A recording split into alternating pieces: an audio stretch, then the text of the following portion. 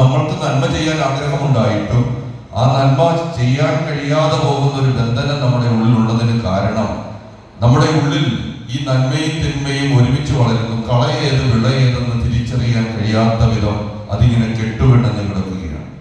ഒരു ദിവസം നമുക്ക് മനസ്സിലാകും എന്താണ് ഈ നന്മയും തിന്മയും നമ്മുടെ ഉള്ളിൽ ഉണ്ടായിട്ടും നന്മ ചെയ്തതിനേക്കാൾ കൂടുതൽ തിന്മ ചെയ്തു പോയിട്ടും ദൈവം നമ്മളെ ശിക്ഷിക്കാതെ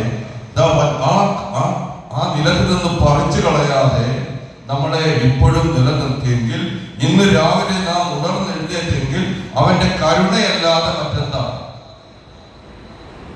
ഈ അവബോധമാണ് നമ്മളെ മെല്ലെ മെല്ലെ പുളിമാവായി മാറ്റുന്നത്. നീ നിന്റെ ജീവിതത്തിൽ ആഗ്രഹിച്ച നന്മ പോയിട്ട് ആഗ്രഹിക്കാത്ത തിന്മ, അതിൽ നന്മയുടെ അളവ് വെച്ച് നോക്കുമ്പോ തിന്മ വളരെ കൂടുതലായിട്ടും നിന്റെ ദൈവം നിന്നെ പെഴുതു കളയാതെ നിന്റെ ജീവിതത്തെ ഇപ്പോഴും നിലനിർത്തുന്നെങ്കിൽ, നിന്റെ പ്രാണനെ ഇപ്പോഴും നിലനിർത്തുന്നെങ്കിൽ, അത് ദൈവം എന്നോട് കാട്ടുന്ന ഒരു കാരുണ്യമാണ് തമ്പുരാനെ, അല്ലെങ്കിൽ എപ്പോഴേ പിഴുതെറിയപ്പെടേണ്ടവനാണ് ഞാനെന്ന ഒരു അവബോധം ഉണ്ടായി കഴിയുമ്പോ നമുക്ക് മനസ്സിലാവും തമ്പുരാന്റെ കരുണ ഒന്നുകൊണ്ടും മാത്രമാണ് നമ്മളിപ്പോ ഇവിടെയായിരിക്കും. അങ്ങനെ ചിന്തിച്ചു തുടങ്ങുന്ന മനുഷ്യർ മെല്ലെ ആന്തരികമായൊരു മാറ്റം ഉണ്ടാകുന്നു. ഇന്ന് 31-ാം തീയതിയാണ്, അവസാന ദിവസമാണ്. ഇതൊരു വിശുദ്ധനെ കുറിച്ച് നമ്മൾ ധ്യാനിക്കുന്നത് ഇഗ്നേഷ്യസ് ലയോള എന്ന് പറയുന്ന ആളാണ്. പട്ടാളക്കാരനായിരുന്നു. പരാജിതനായി കിടന്നപ്പോ അവന് പല പുസ്തകങ്ങളും വായിക്കാൻ തുടങ്ങി. അങ്ങനെ പുസ്തകങ്ങളൊക്കെ വായിച്ചു നിന്നപ്പോ ചില വിശുദ്ധരുടെ ജീവചരിത്രമൊക്കെ വായിച്ചു കഴിഞ്ഞപ്പോ അവന് മനസ്സിലായി, അവനൊരു വാചകം അതിന്റെ അടിയിൽ ആ പുസ്തകത്തിന്റെ അടിയിൽ കുറിച്ചിട്ടു. അവനും അവർക്കും ഒക്കെ ആകാതി എനിക്കെന്താ ആയിപ്പോഴേ. അവൻ തന്റെ രൂപാന്തരീകരണം സംഭവിക്കും. ലോകമെമ്പാടും പോയി ദൈവമഹത്വത്തിന് വേണ്ടി എന്തു ചെയ്താലും ദൈവമഹത്വത്തിന് വേണ്ടി ഞാൻ ചെയ്യും എന്ന് പറഞ്ഞ് for the greater glory of God എന്ന് പറയുന്ന ഒരു ആപ്തവാക്യവുമായി ജെസ്യൂട്ട് സഭ സ്ഥാപിച്ചു.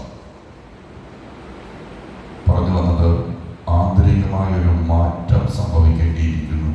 കാരുണ്യത്തെ കുറിച്ചുള്ള ജ്ഞാനം നമ്മളെ അങ്ങനെ മാറ്റും.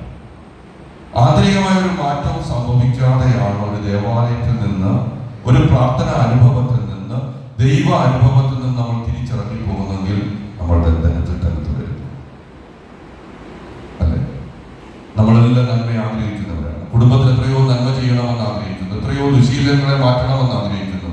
അതൊന്നും മാറാതെ പിന്നെയും പിന്നെയും നമ്മളെ പിടികൂടുന്നെങ്കിൽ അതിന്റെ അർത്ഥം കളയും വിളയും വേർതിരിച്ചറിയാനാവാതെ കെട്ടുപിണഞ്ഞു കിടക്കുന്ന നമുക്ക്, അതുകൊണ്ട് ദൈവത്തിന്റെ കാരുണ്യത്തിന്റെ തണലിൽ ഇപ്പോഴും നനഞ്ഞു നിൽക്കുന്നു.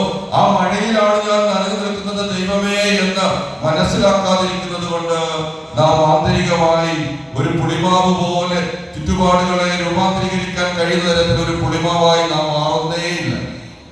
ഇപ്പോഴും മാവായി പുളിയായി നിൽക്കുന്നു.